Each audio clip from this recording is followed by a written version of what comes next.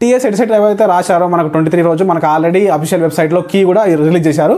ఆ కీలో రిలీజ్ అయిన తర్వాత మీకు మీ కీ చూసిన తర్వాత మీకు సడన్ మార్క్స్ అనేవి వచ్చి ఉంటాయి కదా. ఆ సడన్ మార్క్స్ అనేది మీరు ఖచ్చితంగా కామెంట్లో మెన్షన్ చేయండి. మీకు సీట్ వస్తుందా రాలేదా దాని గురించి మనం ఇప్పుడు డిస్కస్ చేద్దాం. ఎవరైతే కీ చూసుకున్న తర్వాత మనకు మార్క్స్ ఇన్ని వచ్చినాయని తెలిసింది కదా, వాళ్ళు తర్వాత ఫర్దర్గా కాలేజీలో ఏ కాలేజీలో సీట్ వస్తుంది, ఎన్ని మార్క్స్ వస్తుంది సీట్ వస్తుంది. అండ్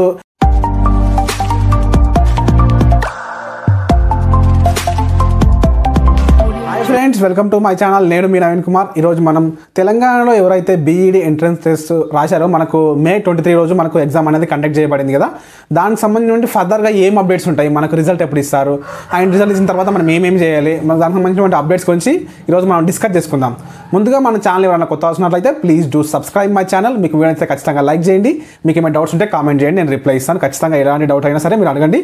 మీకు వీడియో అయితే ఖచ్చితంగా లైక్ చేయండి. ఎందుకంటే నాకు ఎందుకు లైక్ చేయమని అంటే కొంచెం బూస్టింగ్గా ఉంటుంది నాకు, కాబట్టి లైక్ చేయమంటున్నాను.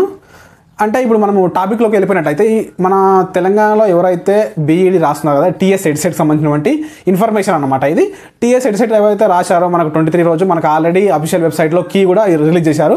ఆ కీలో రిలీజ్ అయిన తర్వాత మీ కీ చూసిన తర్వాత మీకు సడన్ మార్క్స్ అనేవి వచ్చి ఉంటాయి కదా. ఆ సడన్ మార్క్స్ అనేది మీరు ఖచ్చితంగా కామెంట్లో మెన్షన్ చేయండి. మీకు సీట్ వస్తుందా రాలేదా దాని గురించి మనం ఇప్పుడు డిస్కస్ చేద్దాం.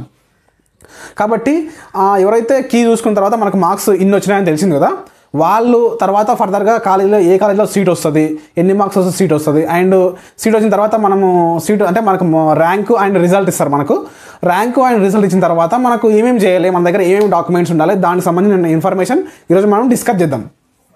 మనకు ఫస్ట్ టాపిక్ వచ్చేసరికి మనకు ఇప్పుడు ఈరోజు వీడియోలో ఫస్ట్ పాయింట్ వచ్చేసరికి మనకు ఇప్పుడు ఎగ్జామ్ అయితే అయిపోయింది కదా, ఎడ్సెట్కి సంబంధించినటువంటి ఎగ్జామ్ అయితే అయిపోయింది.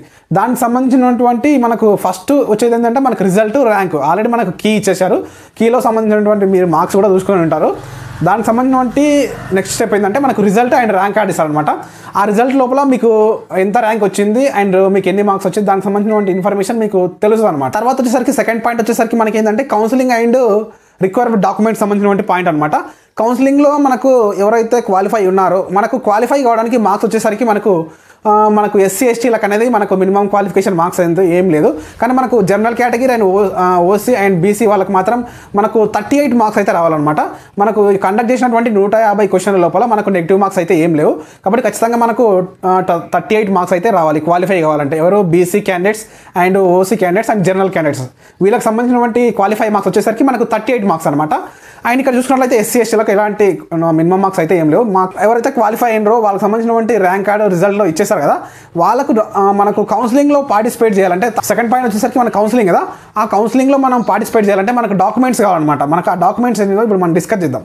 డాక్యుమెంట్స్ అనేసరికి మనకు ఆల్రెడీ మనకు క్వాలిఫై అయినటువంటి క్యాండిడేట్స్ మనం ముందుగానే అంటే మీరు దగ్గర గ్యాదర్ చేసుకొని ఉంచుకోండి. ఈ డాక్యుమెంట్స్ మనకు సంబంధించినటువంటి ఫస్ట్ నుంచి 10th వరకు ఉండే బోనఫైడ్ అనమాట. And bona fide or study certificate. అది తర్వాత మనకు 10th సంబంధించినటువంటి మెమో అనమాట, ఒరిజినల్ మెమో అనమాట.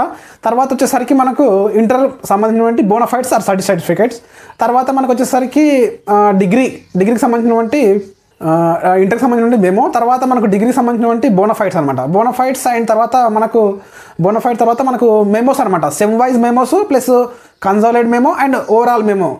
దానికి సంబంధించినటువంటి డిగ్రీకి సంబంధించినటువంటి memos, bona fides and sem wise memos ఇవి మనం గ్యాదర్ చేసుకోవాలి.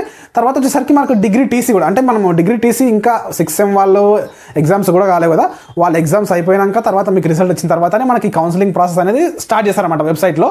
మీరేం టెన్షన్ పడాల్సిన అవసరం లేదు. మీరు హ్యాపీగా డిగ్రీ ఇప్పుడు ఫైనల్ ఇయర్స్ అవుతున్న వాళ్ళు ఎగ్జామ్స్ రాయండి, మీకు రిజల్ట్ వచ్చిన తర్వాతనే కౌన్సిలింగ్ ప్రాసెస్ జరుగుతుంది. కాబట్టి ఈ డాక్యుమెంట్స్ అనేది మీరు ముందుగానే అంటే ఆల్రెడీ పాస్ అయిన వాళ్ళకు ఈ డాక్యుమెంట్స్ అనేవి చాలా ఇంపార్టెంట్ అనమాట. Degree TC and bona fides and degree memos, inter memo, inter bona fide and inter సంబంధించినటువంటి డీటెయిల్స్ అండ్ తర్వాత 10th సంబంధించినటువంటి బోనఫైడ్ అండ్ టీసీ అవసరం లేదు, మెమో 10th సంబంధించినటువంటి టీసీ అనమాట, 10th క్లాస్ సంబంధించినటువంటి మెమో అనమాట. దానికి సంబంధించిన డాక్యుమెంట్స్ అయితే మీరు గ్యాదర్ చేసుకోండి. ఫస్ట్ నుంచి మళ్ళీ చూద్దాం. 10th memo and bona fides, inter memo and inter bona fides and degree memos, degree bona fide, degree TC. దీనికి సంబంధించిన డీటెయిల్స్ మీరు గ్యాదర్ చేసుకోండి. ఎవరైనా వేరే కోర్సు చేసి ఉంటే ఆల్రెడీ డిగ్రీ అయిపోయిన తర్వాత మీరు బీఈడి చేయకుండా వేరే కోర్సు చేశారు, దానికి సంబంధించినటువంటి టీసీ అనమాట. మీరు రీసెంట్గా ఏ రకమైనటువంటి టీసీ అయితే తీసుకున్నారు, అంటే రీసెంట్గా ఏ కోర్స్ అయితే చేసినారో దానికి సంబంధించినటువంటి టీసీ మనం తీసుకొని ఉంచుకోవాలన్నమాట. మనకు కౌన్సిలింగ్ ప్రాసెస్ లోపల మనకి ఈ బోనోఫైడ్స్, మెమోలు ఇవన్నీ స్కాన్ చేసి అప్లోడ్ చేసి ఉంటుంది. కాబట్టి దానికి సంబంధించినటువంటి ఈ డాక్యుమెంట్స్ అన్ని మీరు గ్యాదర్ చేసుకొని ఉంచుకోండి. తర్వాత మనకు చూసుకున్నట్లయితే మనకు థర్డ్ పాయింట్ వచ్చేసరికి మనకు సీట్ అలాట్మెంట్ చేస్తారనమాట. మనం ఇవన్నీ డాక్యుమెంట్స్ అందులో వెబ్సైట్లో పొందుపరిచిన తర్వాత వాళ్ళు మన డాక్యుమెంట్స్ అన్ని వెరిఫై చేసి మన స్టేటస్ అన్నీ కరెక్ట్గా ఉన్నాయో చెక్ చేసి దానికి సంబంధించినటువంటి సీట్ అనేది మనం ఏ విధంగా అయితే ఆప్షన్స్ ఇచ్చుకుంటామో దానికి సంబంధించినటువంటి సీట్ మనకు అలాట్ చేస్తారు. ఆ అలర్ట్ చేసిన తర్వాత మనం ఏం చేయాలంటే, మనము సీట్ అలర్ట్ చేసిన తర్వాత మనకు ఒక అమౌంట్, సరైన అమౌంట్ అయితే మనకు సీట్ అలాట్మెంట్ చేసిన తర్వాత మనం పే చేయాల్సి ఉంటుంది అనమాట. మనము అలాట్మెంట్ చేసిన తర్వాత మనం పే అయితే చేయాల్సి ఉంటుంది. ఆ రకమైనటువంటి ట్యూషన్ ఫీ కూడా మీరు సీట్ ఎప్పుడైతే మీకు కలెక్ట్ చేస్తారో ఆ టైంలోనే మీరు వెబ్సైట్లో అమౌంట్ అనేది పే చేయాల్సి ఉంటుంది. కాబట్టి ఖచ్చితంగా మీరు అమౌంట్ కూడా గ్యాదర్ చేసుకొని ఉంచుకోండి. కొందరి దగ్గర ఇబ్బందిగా ఉంటుందని నేను ఈ విషయం చెప్తున్నాను. ఈ డాక్యుమెంట్స్, ఈ అమౌంట్ ఇవన్నీ గ్యాదర్ చేసిన తర్వాత మీరు ఎగ్జామ్ మన వెబ్సైట్లో ఫీ చేసిన తర్వాత మనం ఈ డాక్యుమెంట్స్ అన్ని తీసుకెళ్ళి అండ్ మనం కాలేజీలో రిపోర్టింగ్ చేయాలన్నమాట. మనకు ఒక టైం ఇస్తారనమాట వెబ్సైట్లో. మనకు వెబ్సైట్ కూడా ఈ పాత వెబ్సైట్లోనే వెబ్సైట్కి సంబంధించిన పాత వెబ్సైట్ కాకుండా మనకు అడ్మిషన్ ప్రాసెస్ అనేది ఒక కొత్త వెబ్సైట్లో మనకు రూపొందిస్తారు. దాని ద్వారా మీరు ఆ వెబ్సైట్లో మనకు ఈ డాక్యుమెంట్స్ అన్నీ స్కాన్ చేసి అప్లోడ్ చేసి మనము కౌన్సిలింగ్కి సంబంధించినటువంటి ఈ ప్రక్రియని పూర్తి చేసుకోవాలి. తర్వాత మనకు సీట్ అలాట్మెంట్ చేస్తారు కదా, తర్వాత మనము ఫీ పేమెంట్ చేసి ఈ డాక్యుమెంట్స్ అన్నీ తీసుకెళ్ళి మనం కాలేజ్లో సబ్మిట్ చేస్తే మనకు అప్పుడు సీట్ కన్ఫర్మ్ చేస్తారనమాట. ఈ ఖచ్చితంగా ఈ డాక్యుమెంట్స్, ఈ స్టెప్ బై స్టెప్ ప్రాసెస్ అన్నీ మీకు తెలియాలని నేను ఈరోజు వీడియో చేస్తున్నాను. వీడియో ఖచ్చితంగా యూస్ఫుల్ అనుకుంటున్నాను. ఈ వీడియో యూస్ఫుల్ అయితే ఖచ్చితంగా లైక్ చేయండి, మన డౌట్స్ ఉంటే కామెంట్ చేయండి. ఈ వీడియో ఎవరికైతే అవసరం అనుకుంటారో వాళ్ళకు షేర్ చేసేయండి మీ ఫ్రెండ్స్ అండ్ ఫ్యామిలీ మెంబర్స్కి. This is Naveen Kumar signing out. జై హింద్.